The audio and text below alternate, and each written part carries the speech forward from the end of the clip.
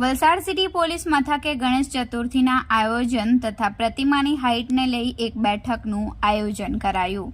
વલસાડમાં ગણેશ ચતુર્થીના પર્વને હવે ગણતરીના દિવસો બાકી રહ્યા છે, ત્યારે તમામ ગણેશ મંડળો ગણપતિના તહેવારને લઈ તૈયારીઓમાં જોતરાઈ ગયા છે।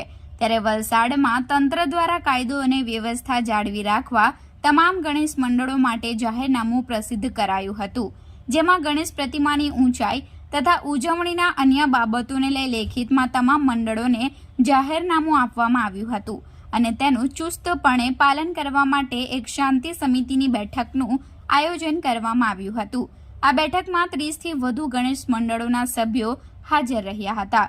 બેઠકમાં વલસાડ સિટી પીઆઈ ડીડી પરમારે તમામ ગણેશ મંડળોને કાયદો વ્યવસ્થા જાળવવા અને જાહેરનામાનું પાલન કરવા સૂચનો કર્યા હતા। હર્ષોલ્લાસથી બનાવવાના ચક્રાસનું જે જાહેરનામું છે કે 9 ફૂટથી વધારે ઊંચી મૂર્તિ નહીં હોવી જોઈએ।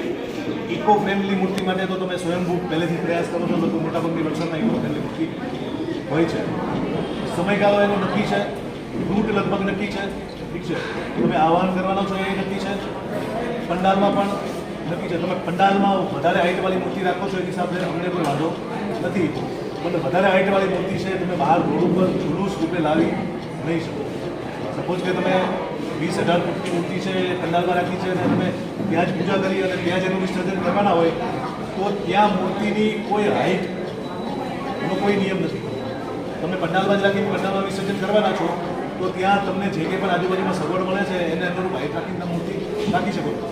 9 ફૂટનો નિયમ છે એવી મૂર્તિઓ માટે કે જે તમે રોડ ઉપર લઈને વિસર્જન માટે નીકળવાના છો, જેને તમે બજારમાં લઈને આવવાના છો, એમજી રોડ પર લઈને આવવાના છો, નાની બજારમાં જવાના છો। ભૂતકાળમાં તમે બધાએ જોયું છે કે ભાઈ ઊંચી મૂર્તિઓને કારણે ઘણા બધા ઇસ્યુ આવ્યા છે। વધારે ઊંચી મૂર્તિઓ છે એ માટીની બને છે, આપણે એને એક સ્ટ્રક્ચર ઉપર લઈ જતા હોઈએ છીએ, આજુબાજુ ભીડ વધારે હોય છે, નકરે નારાયણ અને સ્ટ્રક્ચરમાં કંઈક માથાકૂટ આવી કે મૂર્તિમાં કંઈક માથાકૂટ આવી એ માટીની એટલી વજનદાર મૂર્તિ છે એ કંઈક નમીને તો પણ જાળવણી થવાની શક્યતાઓ પૂરેપૂરી છે। તો 9 ફૂટની મૂર્તિ છે એ કોઈને હેરાન કરવા માટે, એ કોઈને પરેશાન કરવા માટે આ નિયમ નથી બનાવવામાં આવ્યો। એની પાછળના ઘણા બધા પોઝિટિવ કારણો છે। તમે લોકોએ જે સાથે મિટિંગ કરી અને આનું એક પ્રોપર સોલ્યુશન માટે જે પ્રયત્નો કરવાની વાત કરી છે તો હું 100% બિરદાવું છું અને આપણે